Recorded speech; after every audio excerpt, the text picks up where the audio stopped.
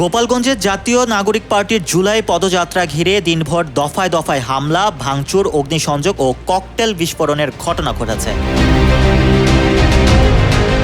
গতকাল বুধবার আওয়ামী লীগ ও নিষিদ্ধ ছাত্রলীগের নেতাকর্মীরা এ হামলা চালিয়েছেন।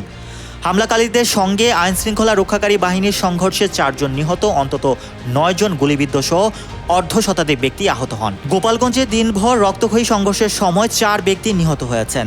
তারা হলেন গোপালগঞ্জ শহরের উদয়ন রোডের বাসিন্দা সন্তোষ সাহার ছেলে দীপ্ত সাহা, কোটালীপাড়ার রমজান কাজী, টুঙ্গিপাড়ার সোহেল মোল্লা ও সদর উপজেলার ভেড়ার বাজার এলাকার ইমন।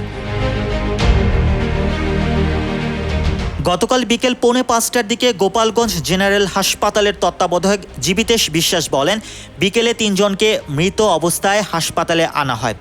সরকারের ব্যর্থতার জন্য গণ অভ্যুত্থানের বর্ষপূর্তিতে স্বৈরাচারের দোসররা এমন ঘটনা ঘটানোর সাহস দেখিয়েছে বলেও মন্তব্য করা হয়।